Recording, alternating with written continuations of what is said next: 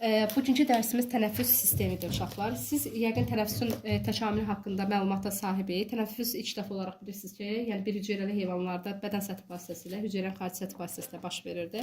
İlk dəfə olaraq tənəffüs orqanı həlqəvi qurdlarda yəqin yaranmışdır. Yadınızdadırsa, gəlsəmələr qum qurdunda yaranmışdır. Mollyuskalarda ilk dəfə olaraq nə yaranmışdır? Deməli, ağciyər yaranmışdır və onlarda manti boşluğunun cip şəkilli damar sıxlaşmasından yaranmışdır. Amma xurdalı heyvanlarda tədricən təkmilləşə, deməli, ən son olaraq, belə deyək də, ciyərin ən son forması insanda izah edəcəm. Əvvəlcə gəlin başlayaq ciyərin ümumi olaraq quruluşundan. Biz demişdik ki, tənəffüs orqanları bölünürdü iki yerə, hava aparıcı yolları və ağciyərlərə. Hava aparıcı yollar hansılar idi? Burun boşluğu, burun udlaq, qırtlaq, traxeya və yaxud da nəfəs borusu və bir də bronxlara. Bütün orqanlar hamısı təhdid, bronxlar simmetriya yaratdığına görə cütüydü. Tənəffüs orqanları isə orada qaz mübadiləsi baş verdiyinə görə tənəffüs orqanları hansılardır? Bronxiolalar, uclarında olan bronxiolalar və bir də ucunda, yəni ucunda isə alveollar yerləşir və bunlar hamısı nəyə yaradır? Ağciyəri yaradırlar. Bir də deyirəm, tənəffüs sistemi əsas iki yerə bölünür, hava aparıcı və ağciyərlərə. Hava aparıcı yollar burun boşluğu, burun udlaq, qırtlaq, traxeya və bronxlara. Amma tənəffüs orqanı isə ağciyərlərdə. Ağciyərlərdə ibarət edir bronxiolalardan və bir də nədən? Alveolalardan. Nəfəs yollarımızda, tənəffüs yollarımızda qaz mübadiləsi baş vermir. Çünki oranın membran quruluşu ona imkan vermirdi. Qaz mübadiləsi yalnız və yalnız alveolalarda baş verirdi. Ağciyərin özü yerləşir döş boşluğunda və döş boşluğunun ən böyük orqanlar sırasına aid idi. Adəti üzrə qaz mübadiləsində əsas iştirak edən orqanlar idi. Səth sahəsinin ümumi miqdarı 100 kvadrat metrə qədər idi. Bu da dəridən təqribən 50 dəfəyə qədər artıqdır.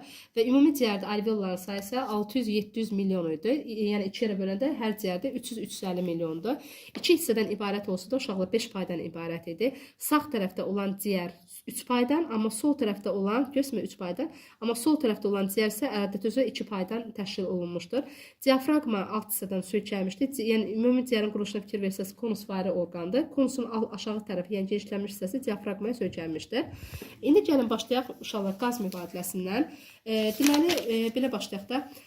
Alveolalar bilirsiniz ki, mən bayaqlar dedim ki, bronxiolanın ucunda alveolalar yerləşmişdir uşaqlar. Alveolalar ümumi miqdara yendirəm 600-700 milyon olsa da, adəti üzrə bunların iç qatı fikir verirsiniz, bir qatlı epiteldən təşkil olunmuşdur və hər bir alveolanın qırağında sıx şəbəkə formasında kapilyarlar onu əhatə edir. Həm kapilyarın özü bir qatdan, həm də alveolanın özü isə o da bir qatdan, tək qatlı epiteldən təşkil olunmuşdur.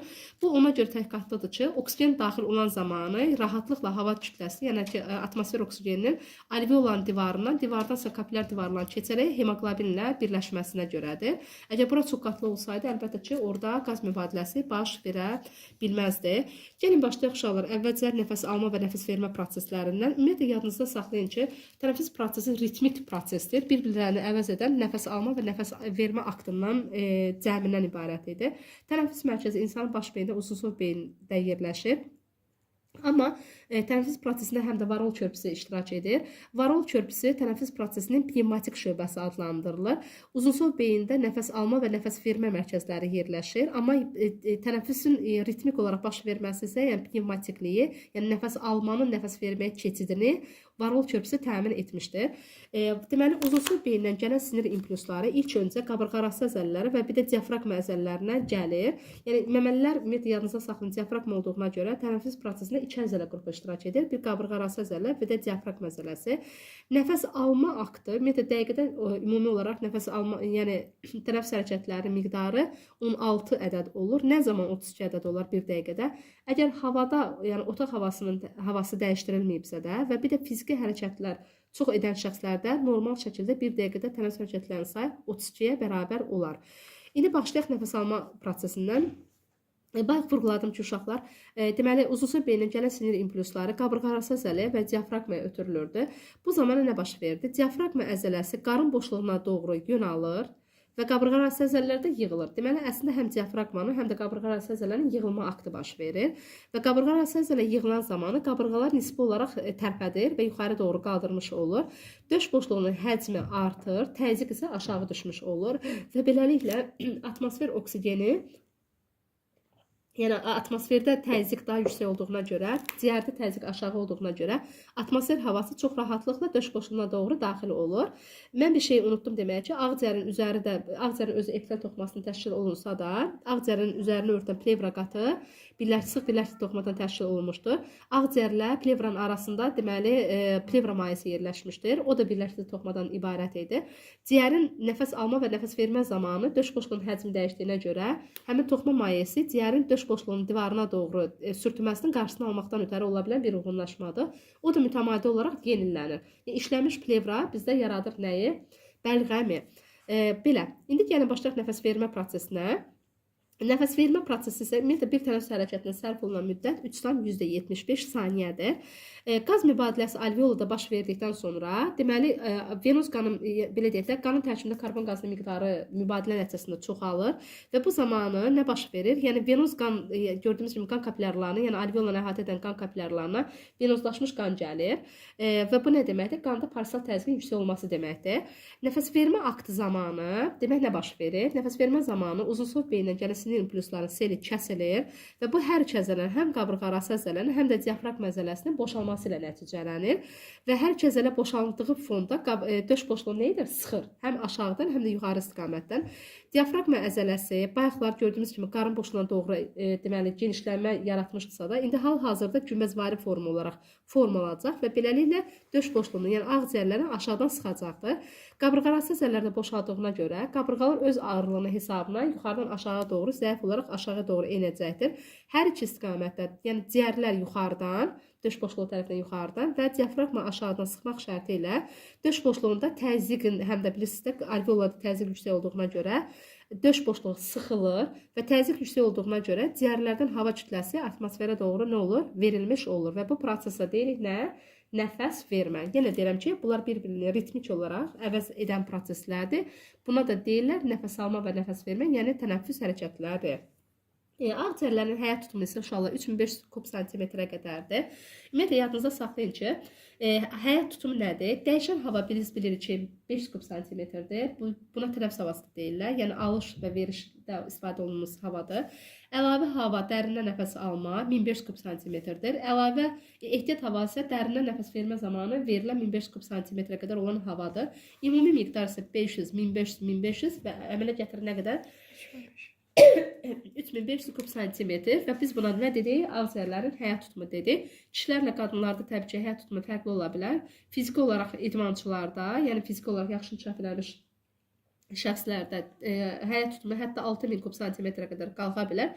Amma qadınlarda əlbəttə ki, döş boşluğunun həcmi daha kiçik olduğuna görə bizdə nədir? Ağciyərin həyat tutumu daha kiçikdir.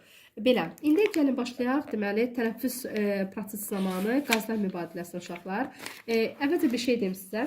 Kitabımızda əslində qalsa, yəni məktəb kitablarında da belə deyək, qazın kimyəvi tərkibi haqqında əslində kimya dərsliklərini bilirsiniz. Yəni, burada da verilir. Biz ümumiyyətlə yadınıza saxlayın, hər tənəffüs hərəkətində 500 kub santimetrə qədər hava uduruq.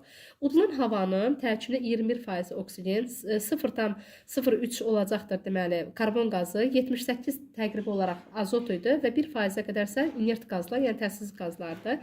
Amma havanı, yəni buraxılan havanın tərkibindəki qaz faizlərinə diqqət yetirsək, 21% oksigen udulursa da 16% oksigen verilir. Bu nə deməkdir? 21-dən 16 çıxanda 5% edir. Yəni siz hər tənəffüs hərəkəti etdikdə 5%, yəni ümumi havanın 5% olan, yəni oksigen qazı, yəni ümumi deyirəm ki, 5% oksigen sizin qanınıza daxil olmuş olur. Baxın, deməli biz bir tənəffüs hərəkəti zamanı uşaqlar, yəni 500-ün 5%-i 25 kub santimetr eləmiş olur. Düzdürmü? 25 kub santimetr oksigen qazını dəqiqədə 16 tənəffüs hərəkətləri olur. 16 tənəffüs hərəkətlərinə vuranda bu edir 400 kub santimetr oksigen qazı. Oksigen qazı. Yəni bu o deməkdir ki, bizim bir dəqiqədə qanımıza 400 kub santimetrə qədər oksigen qazı nə olur? Daxil olmuş olur. Yəni 25-i bildikdə hardan aldıq? 500-ün 5%. Yəni 5%-də bildikdə hardandır? 21 daxil olur, 16% verir. Yəni burada 5% itir. İtən oksigen də bizim qanımıza qarışan oksigendir. Gəlin karbon qazına baxaq. Ümumiyyətlə karbon qazı 0,03% daxil olsa da, Amma verilən karbona baxın, 4%-ə qədər karbon qazı artmış olur. Təqribi verilən karbon, yəni alınan karbonla verilən karbon arasında karbon qazı 100 və yaxud da 133 dəfəyə qədər artmış olur.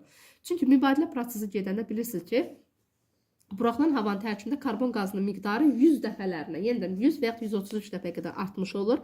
Azota miqdarına fikir versəz, uşaqlar, azota miqdarını kəskin olaraq dəyişkənlik görünür. Bəzi dərsliklərdə hətta 78% təqribi udulur, 79%-ə qədər verilmiş hesab olunur. Yəni cüzi olaraq əslində azot qazı dəyişir. Təsiz qazlar ümumiyyətlə mübadilədə iştirak etmədiklərinə görə qətiyyən dəyişmirlər.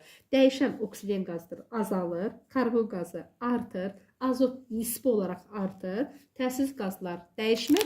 Bir də su buxarının miqdarı verilən havada çox olacaqdır. Çünki mübadilə sayəsində bilirsiniz ki, karbon qazı və belə deyək də su buxarı yaranır. Onlar da əsas etibarilə ifrazat orqanları və dediyim kimi suyun əsas hissəsi ifrazat orqanları və bir qismi də ağciyərlər vasitəsilə verilir. Sonra karbon qazına gəldikdə isə uşaqlar bizim bir tənəffüs hərəkətində dediyim kimi deməli 16 tənəffüs hərəkətləri etmiş oluruq və hər tənəffüs hərəkətində 20 kub santimetrə qədər karbon qazı verilmiş olur. 16 ilə 20-yə vuranda bu eləyir 320 kub santimetrə qədər hansı qaz? Karbon qazı. Bu bizim 1 dəqiqəlikdir. Yəni 1 dəqiqədə qanımıza 400 kub santimetrə qədər oksigen qazı daxil olur. 1 dəqiqədə 320 kub santimetrə qədər karbon qazı bizim ciyərimizdən atmosferə nə olur? Xaric olmuş olur. Bu oldu deməli nə? Tənəffüs prosesi. Mən belə deyək də, ağciyərin həyat tutumundakı spirometr deyilən cihazla ölçülür, yəni müəyyənləşdirilir. Amma ağciyərin quruluşunu isə flioqraf deyilən aparatla müəyyənləşdirilir. Sonra bir də bir şey deyəcəkdim ki, deməli, tənəffüs hərəkətlərinin dərinləşməsinə və yaxud da tezləşməsinə müəyyən faktorlar səbəb ola bilər. Məsəl üçün, əgər biz qorxuruqsa da, aydın məsələ ki, simpatik sinirlər bu zaman nə olur? Qıcıqlanmış olur. Bu tənəffüsün dərinləşməsinə və tezləşməsinə nəticələnə bilər. Çünki insan stres vəziyyətində tənəffüs hərəkətləri sayı artır. Qanda adrenalin miqdarı artırsa, tənəffüs hərəkətləri artır. Çünki qan damarları daralmış olur.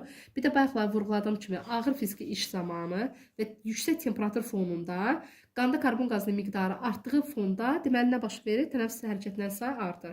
Çünki qanda karbon qazının miqdarı artan zamanı uzunsov beyində karbon qazına qarşı həssas mərkəz var. O həssas mərkəz dərhal qızıqlandığına görə qabırğaarası əzələ və diafraqmaya nə olur? İmpulslar ötürür və bu zamanı bu prosesdə tənəffüsün tezləşməsi ilə nəticələnir. Yəni ağciyər daha çox açılır, yığılır ki, qana yetərin qədər lazımı qədər nə versin? Oksigen qazı verə bilsin. Aydındırmı?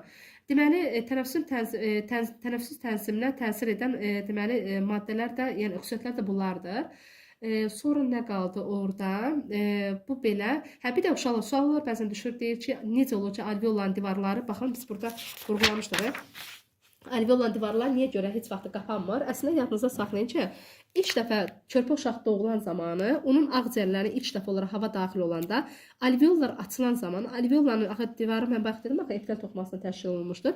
Həmin epitel toxumaları xüsusi bioloji fəal maddələr ifraz edir və həmin bioloji fəal maddələr onların səthlərinin bir-birinə yapışmasının qarşısını alır. Yəni, əgər insan bir dəfədə olsa, ciyəri açılıbsa da, onun ölsə belə, yəni bir dəfə tənəffüs hərəkət edibsə belə, ölsə belə, o alveolaların divarında sintez edilən o bioloji fəal maddələr o divarların bir-birinə yapışmasının qarşısını aldığına görə ciyərin içərisində həmişə 5 kub santimetrə qədər hava qalmış ola bilər. Yəni qalır. Əslində çox vaxt deyirlər qalıq hava, yəni normalda bilirik ki, qalıq hava 1000 kub santimetrdir.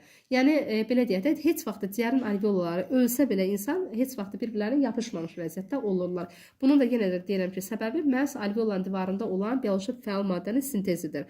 Bəzən belə deyək də körpə uşaq tutaq ki, doğum anında ölübsə də, o uşağın belə deyək də patanatomlar ciyərin bir parça kəsirlər və suya atırlar. Əgər ciyər suda batırsa, bu o demək ki, uşaq doğulmadan ölübdür. Yəni onun ciyərinə hava daxil olmayıbdır. Yox, əgər ciyər suyun üzərində qalırsa, bu o demək ki, onun ciyəri açılıb, ciyər hava daxil olub və sonradan hər hansı bir patologiya səbəbindən uşaq dünyasını dəyişmişdir. Bu belə. Sonra xəstəliklər haqqında uşaqlar məlumatlar əslində vermək olar, amma kitabda dərsliklərdə yetərin qədər xəstəliklər verilir və onlar haqqında danışmağa ehtiyac bilmirəm. Sadəcə səs telləri haqqında məlumat vermək istəyirəm. Ümumiyyətlə, yadınıza saxlayın ki, səs telləri qırtlaqda yerləşir və ümumi olaraq sayı 2 cütdür. Amma yadınıza saxlayın ki, səs əmələ gəlməsində yalnız 2 ədəd səs teli iştirak edir. Kişilərdə səs telləri nazik və uzundur.